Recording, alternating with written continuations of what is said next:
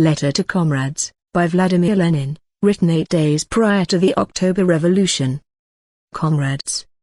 We are living in a time that is so critical, events are moving at such incredible speed that a publicist, placed by the will of fate somewhat aside from the mainstream of history, constantly runs the risk either of being late or proving uninformed, especially if some time elapses before his writings appear in print. Although I fully realize this, I must nevertheless address this letter to the Bolsheviks, even at the risk of its not being published at all, for the vacillations against which I deem it my duty to warn in the most decisive manner are of an unprecedented nature and may have a disastrous effect on the party, the movement of the international proletariat, and the revolution. As for the danger of being too late, I will prevent it by indicating the nature and date of the information I possess.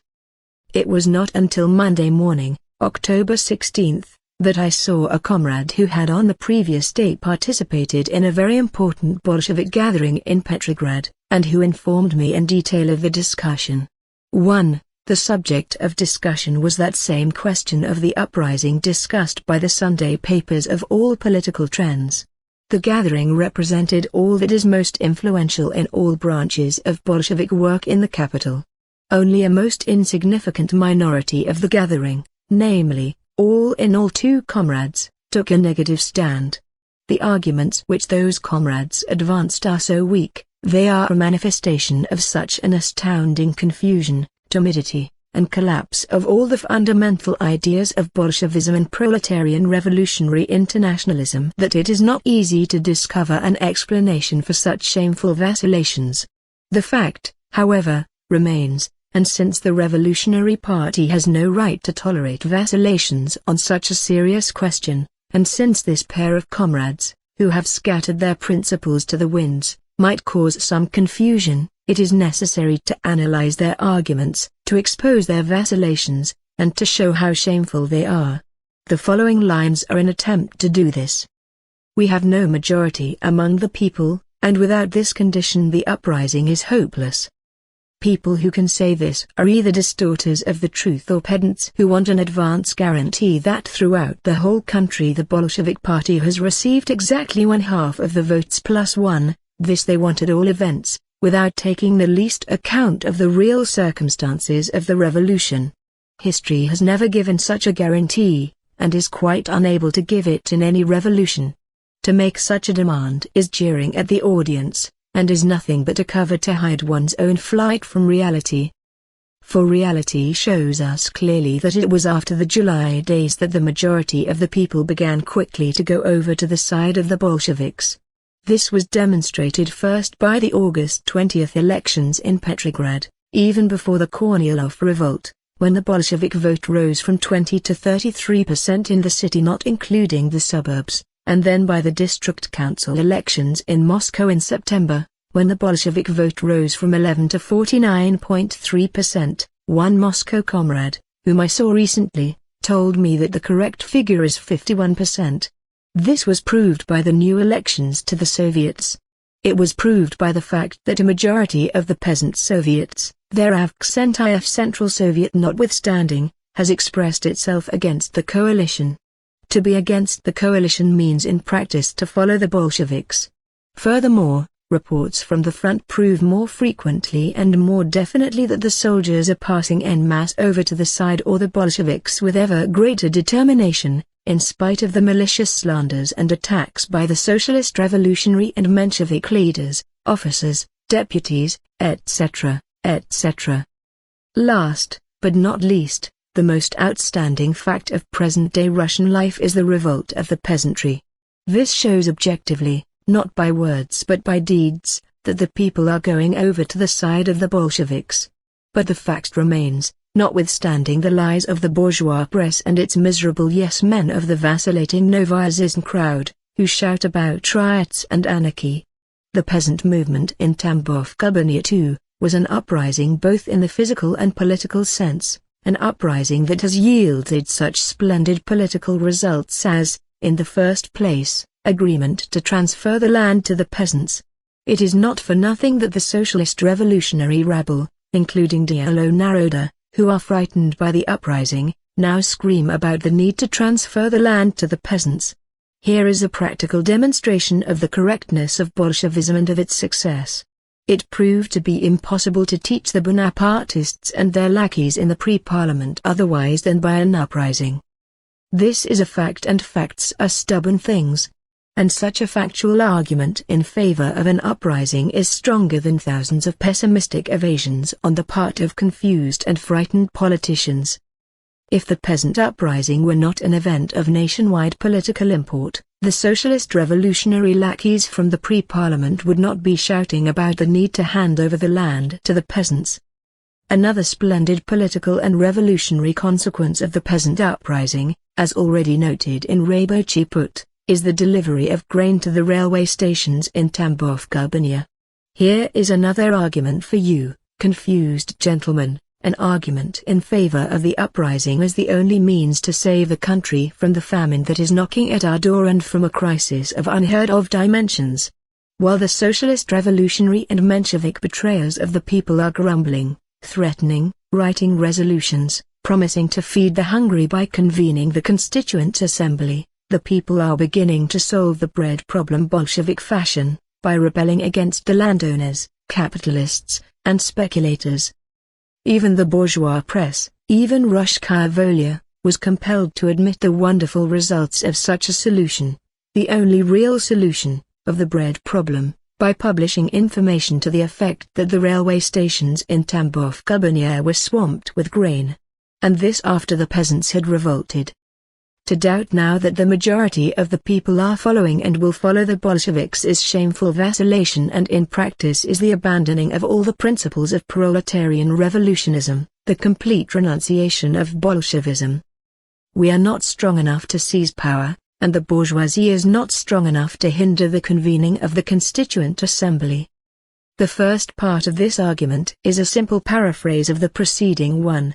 It does not gain in strength or power of conviction, when the confusion of its authors and their fear of the bourgeoisie are expressed in terms of pessimism in respect of the workers and optimism in respect of the bourgeoisie. If the officer cadets and the Cossacks say that they will fight against the Bolsheviks to the last drop of blood, this deserves full credence. If, however, the workers and soldiers at hundreds of meetings express full confidence in the Bolsheviks and affirm their readiness to defend the transfer of power to the Soviets, then it is timely to recall that voting is one thing and fighting another.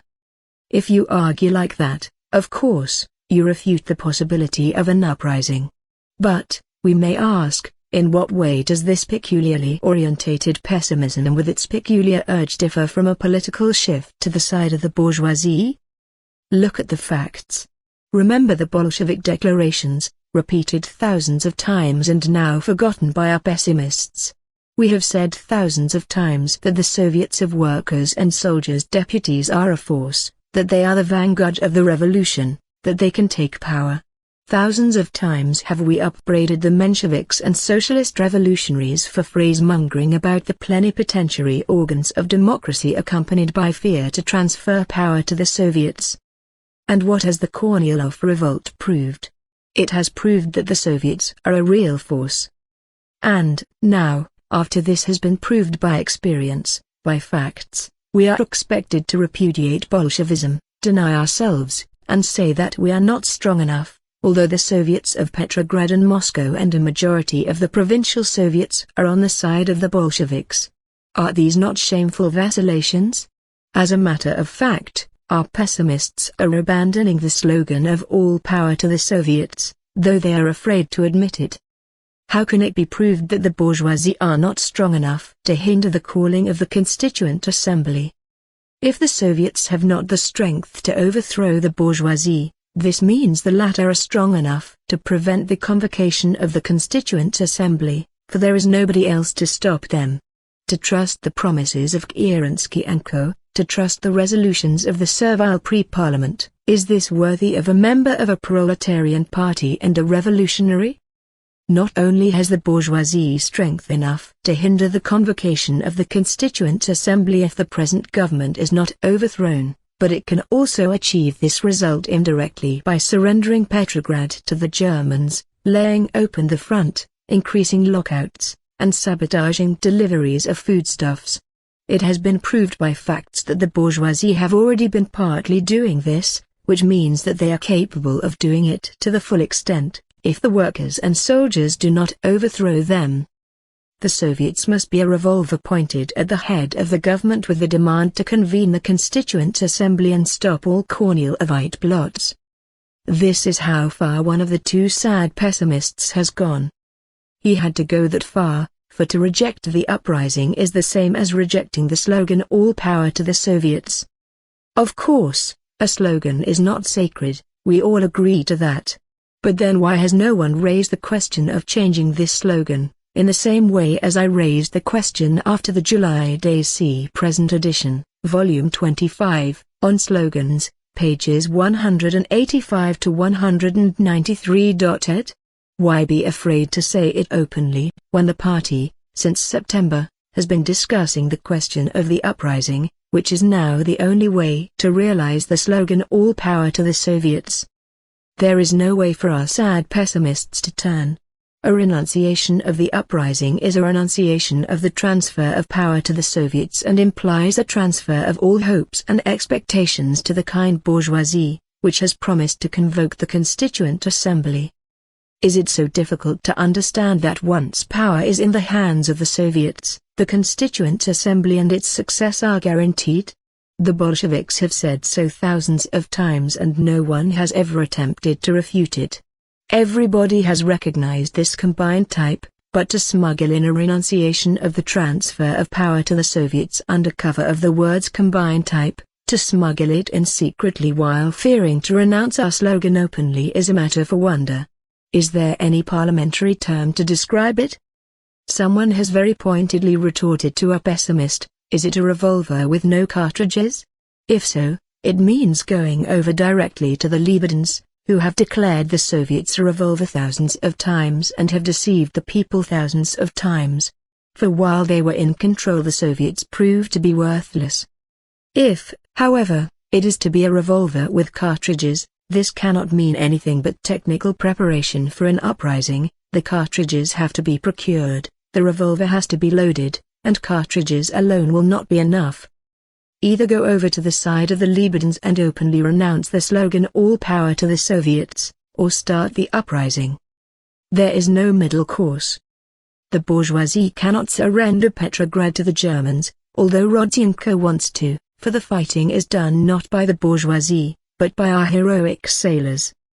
This argument again reduces itself to the same optimism in respect of the bourgeoisie which is fatally manifested at every step by those who are pessimistic about the revolutionary forces and capabilities of the proletariat.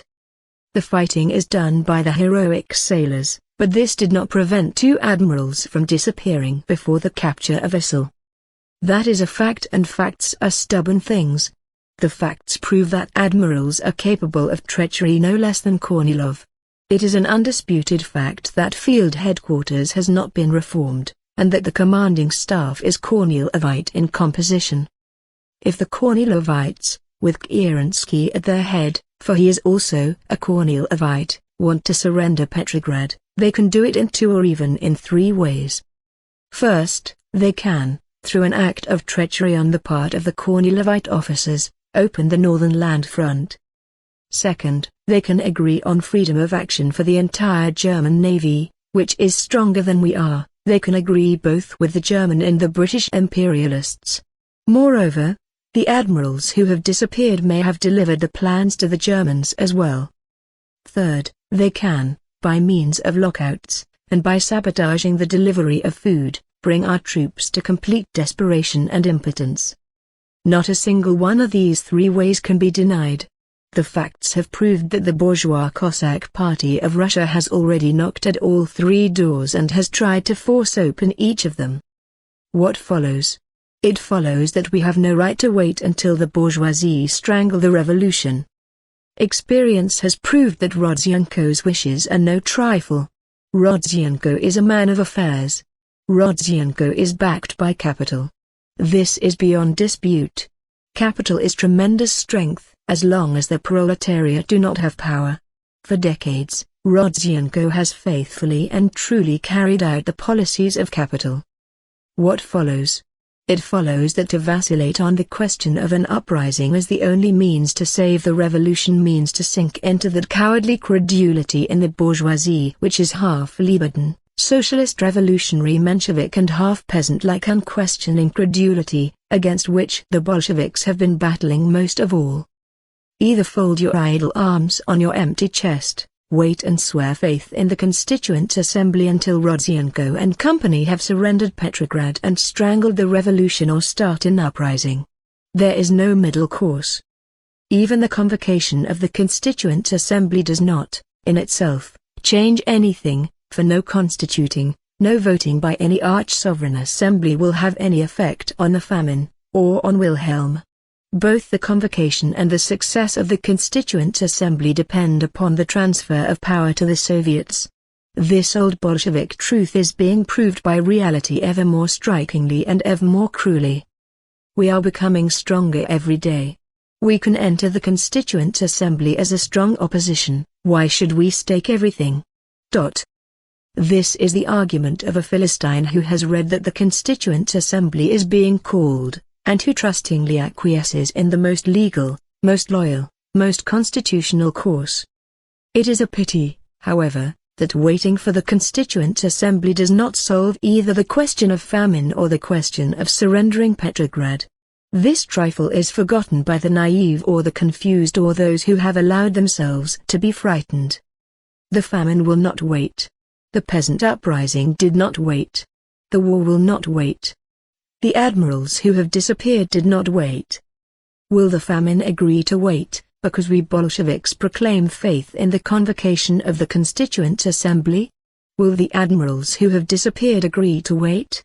Will the Maklikovs and Rodziankos agree to stop the lockouts and the sabotaging of grain deliveries, or to denounce the secret treaties with the British and the German imperialists? This is what the arguments of the heroes of constitutional illusions and parliamentary cretinism amount to. The living reality disappears, and what remains is only a paper dealing with the convocation of the Constituent Assembly. There is nothing left but to hold elections. And blind people are still wondering why hungry people and soldiers betrayed by generals and admirals are indifferent to the elections. Oh, wiseacres! Were the Kornilovites to start again, we would show them. But why should we take risks and start? This is extraordinarily convincing and revolutionary. History does not repeat itself. But if we turn our backs on it, contemplate the first Kornilov revolt and repeat, if only the Kornilovites would start. If we do that, what excellent revolutionary strategy it would be. How much like a waiting game it is. Maybe the Kornilovites will start again at an inopportune time. Isn't this a weighty argument? What kind of an earnest foundation for a proletarian policy is this? And what if the Kornilovites of the second draft will have learned a thing or two? What if they wait for the hunger riots to begin, for the front to be broken through, for Petrograd to be surrendered, before they begin? What then? It is proposed that we build the tactics of the proletarian party on the possibility of the Kornilovites repeating one of their old errors. Let us forget all that was being and has been demonstrated by the Bolsheviks 100 times, all that the 6 months' history of our revolution has proved, namely, that there is no way out, that there is no objective way out and can be none except the dictatorship of the Kornilovites or a dictatorship of the proletariat. Let us forget this. Let us renounce all this and wait. Wait for what? Wait for a miracle, for the tempestuous and catastrophic course of events from April 20 to August 29 to be succeeded, due to the prolongation of the war and the spread of famine, by a peaceful, quiet, smooth, legal convocation of the Constituent Assembly and by a fulfillment of its most lawful decisions. Here you have the Marxist tactics. Wait, ye hungry. Kerensky has promised to convene the Constituent Assembly. There is really nothing in the international situation that makes it obligatory for us to act immediately. We would be more likely to damage the cause of a socialist revolution in the West, if we were to allow ourselves to be shot. This argument is truly magnificent. Sidman himself, Renaudel himself would not be able to manipulate more cleverly the workers' sympathies for the International Socialist Revolution.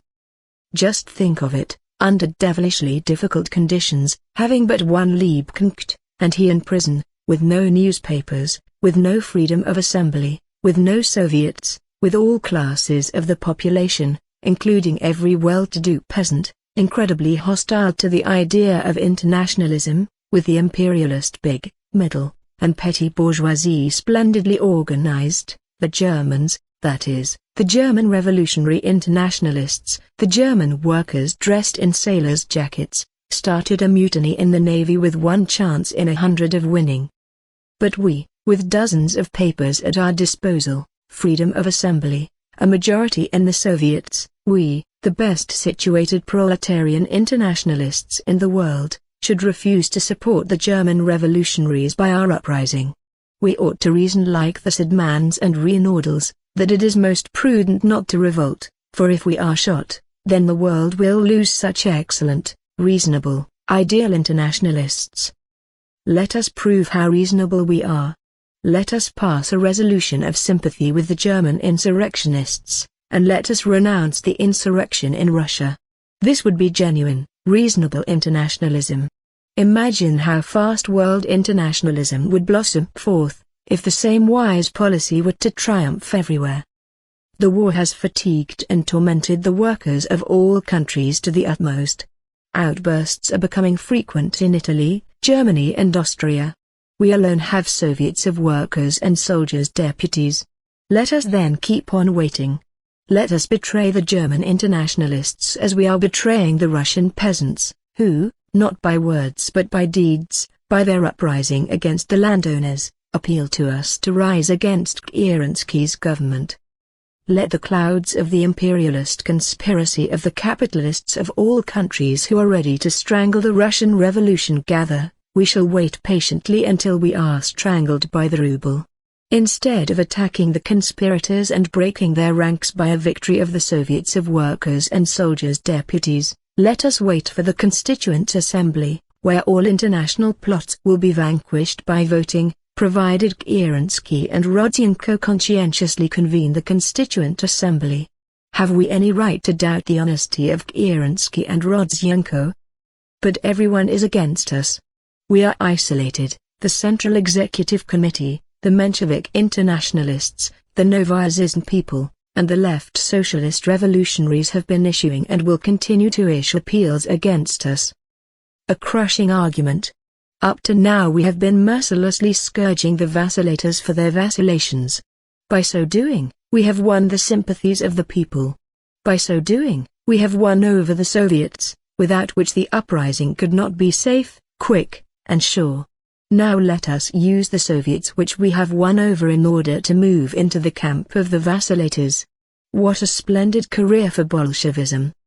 The whole essence of the policy of the Lebedins and Chinovs, and also of the left socialist revolutionaries and the Mensheviks, consists in vacillations.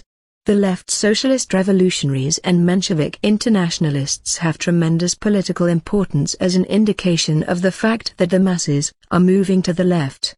Two such facts is the passing of some 40% of both Mensheviks and socialist revolutionaries into the camp of the left, on the one hand, and the peasant uprising, on the other, are clearly and obviously interconnected.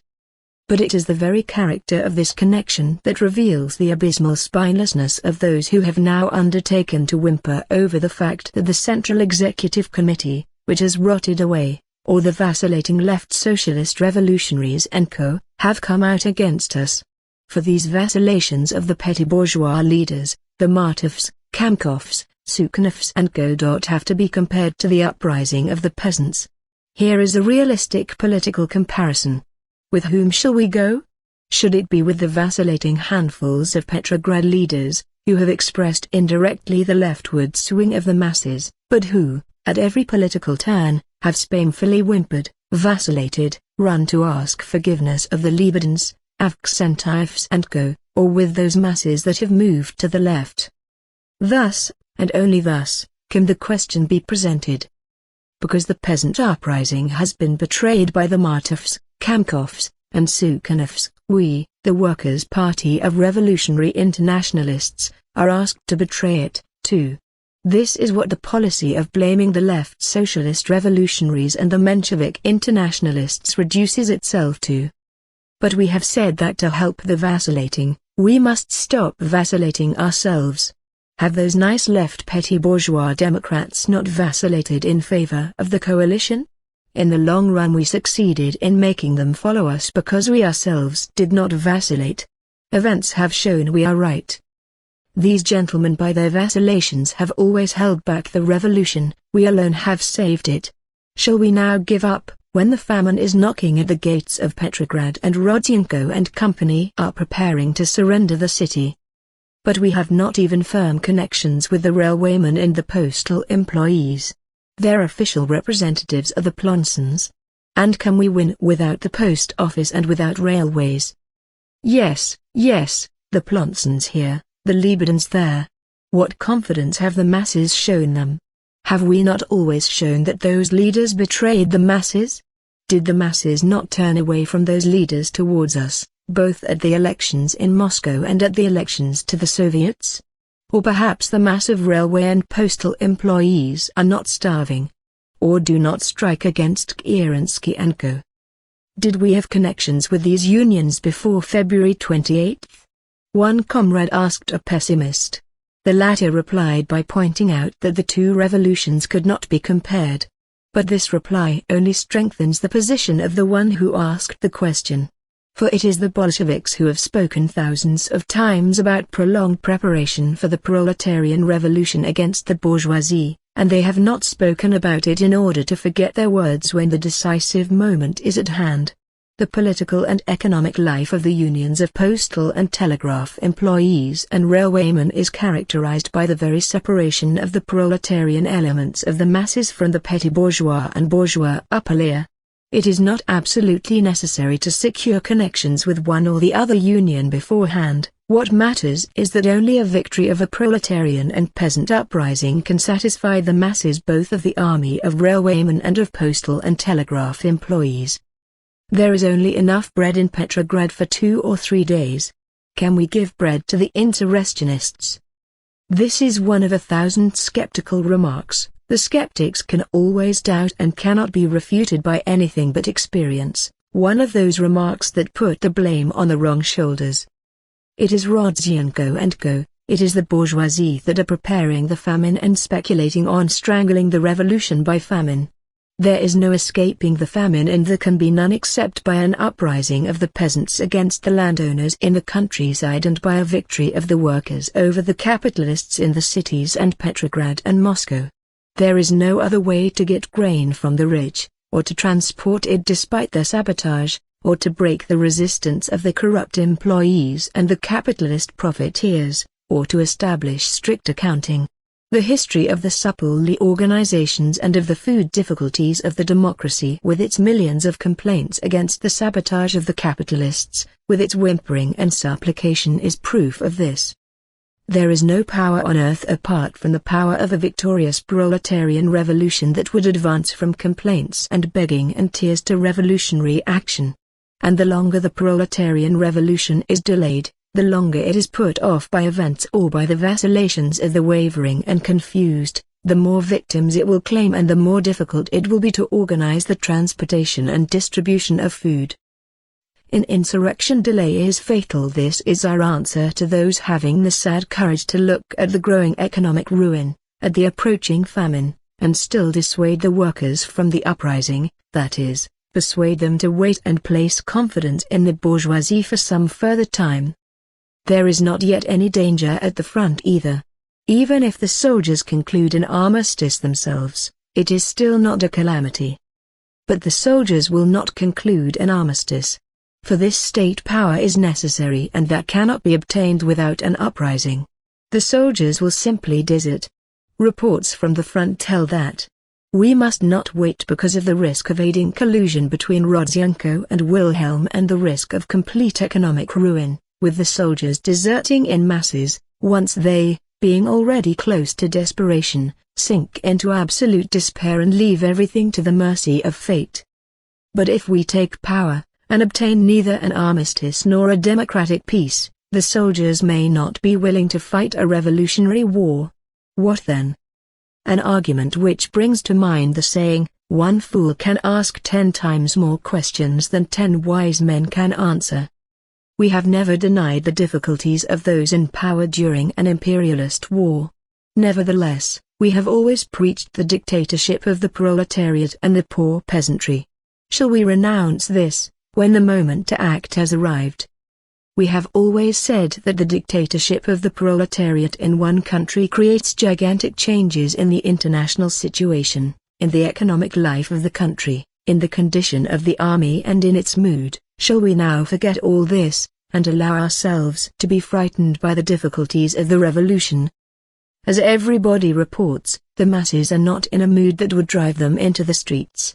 Among the signs justifying pessimism may be mentioned the greatly increasing circulation of the pogromist and Black Hundred press.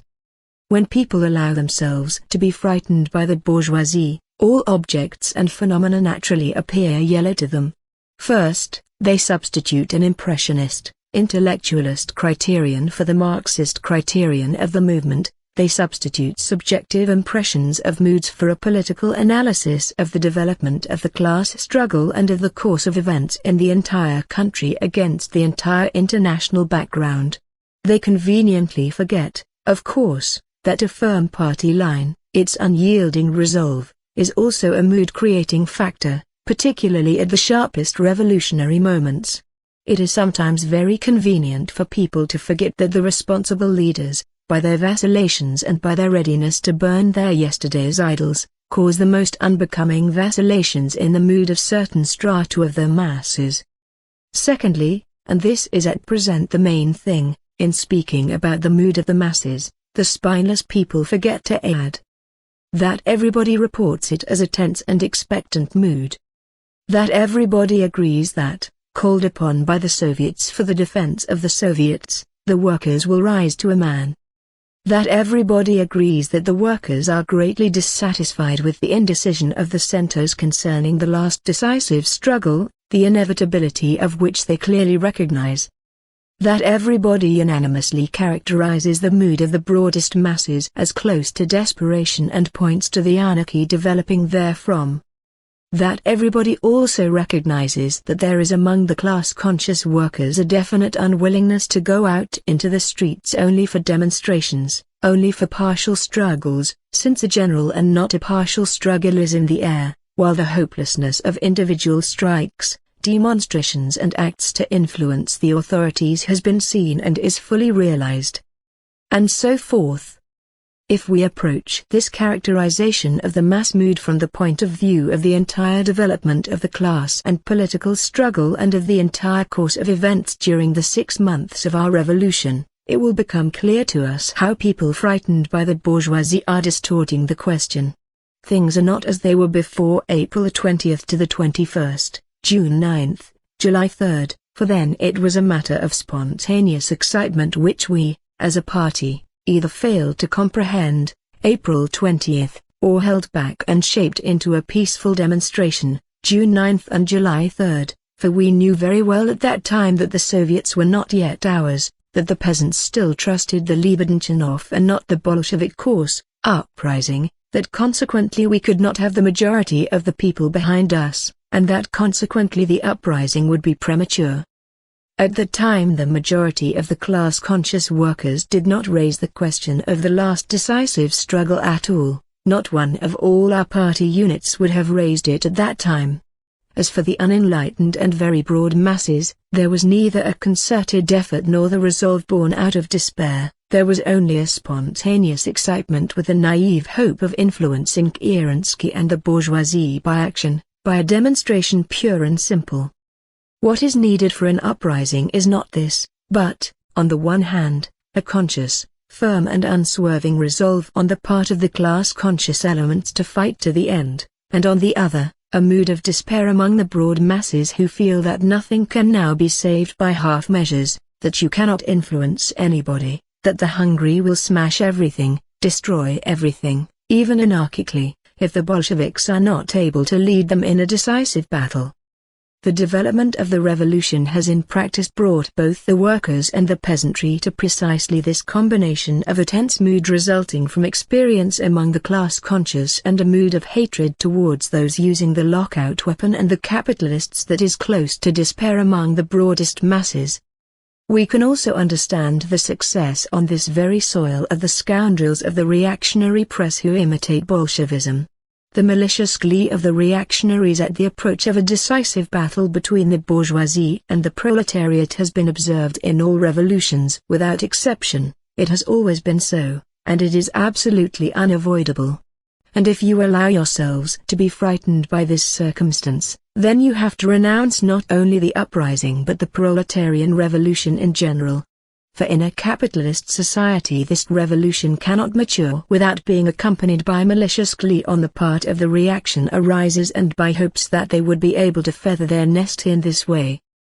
The class-conscious workers know perfectly well that the Black Hundreds work hand in hand with the bourgeoisie, and that a decisive victory of the workers, in which the petty bourgeoisie do not believe, which the capitalists are afraid of, which the Black Hundreds sometimes wish for out of sheer malice, convinced as they are that the Bolsheviks cannot retain power, that this victory will completely crush the Black Hundreds, that the Bolsheviks will be able to retain power firmly and to the greatest advantage of all humanity tortured and tormented by the war.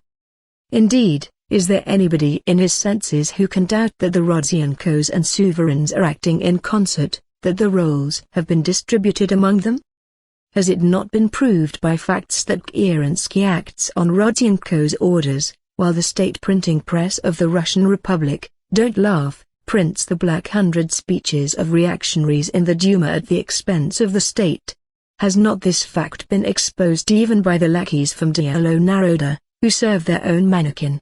Has not the experience of all elections proved that the cadet lists were fully supported by Novo Vremya, which is a venal paper controlled by the interests of the Tsarist landowners? Did we not read yesterday that commercial and industrial capitalists, non-partisan capitalists, of course, non-partisan capitalists, to be sure, for the Viklayevs and Rakitnikovs, the Gvozdyovs and Nikotins are not in coalition with the cadets, God forbid, but with non-partisan commercial and industrial circles, have donated the goodly sum of 300,000 rubles to the cadets? The whole Black Hundred press, if we look at things from a class and not a sentimental point of view, is a branch of the firm Ryabushinsky, Miliukov, and Co. Capitalists by, on the one hand, the Miliukovs, Zaslavskys, Portesovs, and so on the other, the Black Hundreds. The victory of the proletariat is the only means of putting an end to this most hideous poisoning of the people by the cheap Black Hundred venom. Is it any wonder that the crowd, tired out and made wretched by hunger and the prolongation of the war, clutches at the Black Hundred poison? Can one imagine a capitalist society on the eve of collapse in which the oppressed masses are not desperate? Is there any doubt that the desperation of the masses, a large part of whom are still ignorant, will express itself in the increased consumption of all sorts of poison? Those who, in arguing about the mood of the masses, blame the masses for their own personal spinelessness, are in a hopeless position. The masses are divided into those who are consciously biding their time and those who unconsciously are ready to sink into despair, but the masses of the oppressed and the hungry are not spineless. On the other hand, the Marxist Party cannot reduce the question of an uprising to that of a military conspiracy. Marxism is an extremely profound and many-sided doctrine.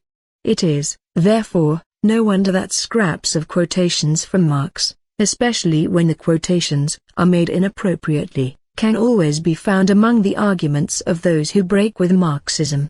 Military conspiracy is blanquism, if it is organized not by a party of a definite class, if its organizers have not analyzed the political moment in general and the international situation in particular, if the party has not on its side the sympathy of the majority of the people, as proved by objective facts, if the development of revolutionary events has not brought about a practical refutation of the conciliatory illusions of the petty bourgeoisie, if the majority of the Soviet-type organs of revolutionary struggle that have been recognized as authoritative or have shown themselves to be such in practice have not been won over, if there has not matured a sentiment in the army, if in wartime, against the government that protracts the unjust war against the will of the whole people, if the slogans of the uprising, like all power to the Soviets, land to the peasants, or immediate offer of a democratic peace to all the belligerent nations, with an immediate abrogation of all secret treaties and secret diplomacy, etc., have not become widely known and popular, if the advanced workers are not sure of the desperate situation of the masses and of the support of the countryside, a support proved by a serious peasant movement or by an uprising against the landowners and the government that defends the landowners, if the country's economic situation inspires earnest hopes for a favorable solution of the crisis by peaceable and parliamentary means. This is probably enough. In my pamphlet entitled, "Can the Bolsheviks Retain State Power?" I hope it will appear in a day or two, there is a quotation from Marx which really bears upon the question of insurrection and which enumerates the features of insurrection as an art. I am ready to wager that if we were to propose to all those chatterers in Russia who are now shouting against a military conspiracy, to open their mouths and explain the difference between the art of an insurrection and a military conspiracy that deserves condemnation, they would either repeat what was quoted above or would cover themselves with shame and would call forth the general ridicule of the workers. Why not try, my dear would-be Marxists? Sing us a song against military conspiracy. Postscript. The above lines had been written when I received, at 8 o'clock Tuesday evening, the morning Petrograd papers. There was an article by Mr. V. Bazarov in Novaya Zhizn. Mr. V. Bazarov asserts that a handwritten manifesto was distributed in the city, in which arguments were presented in the name of two eminent Bolsheviks, against immediate action. If this is true, I beg the comrades, whom this letter cannot reach earlier than Wednesday noon, to publish it as quickly as possible. I did not write it for the press, I wanted to talk to the members of our party by letter. But we cannot remain silent when the heroes of Novaya Zhizn, who do not belong to the party and who have been ridiculed by it 1,000 times for their contemptible spinelessness, they voted for the Bolsheviks the day before yesterday, for the Mensheviks yesterday, and who almost united them at their world-famous Unity Congress. When such individuals receive a manifesto from members of our party in which they carry on propaganda against an uprising, we must agitate also in favor of an uprising. Let the anonymous individuals come right out into the light of day, and let them bear the punishment they deserve for their shameful vacillations, even if it be only the ridicule of all class-conscious workers. I have at my disposal only 1 hour before I send the present letter to Petrograd, and I therefore can say only a word or two about one of the methods of the sad heroes of the brainless Novaya Zhizn trend. Mr. V. Bazarov attempts to polemize against Comrade Razanov, who has said, and who is 1,000 times correct in saying, that all those who create in the masses a mood of despair and indifference are preparing an uprising. The sad hero of a sad cause rejoins as follows. Have despair and indifference ever conquered? O contemptible fools from Novaya Zhizn! Do they know such examples of uprising in history, in which the masses of the oppressed classes were victorious in a desperate battle without having been reduced to despair by long sufferings and by an extreme sharpening of all sorts of crises, in which those masses had not been seized by indifference towards various lackey-like pre-parliaments, towards idle playing at revolution, towards the Leibowden's reduction of the Soviets from organs of power and uprising to empty talking shops? Or have the contemptible little fools from Novaya Zhizn perhaps discovered among the masses an indifference, to the question of bread, to the prolongation of the war, to and for the peasants,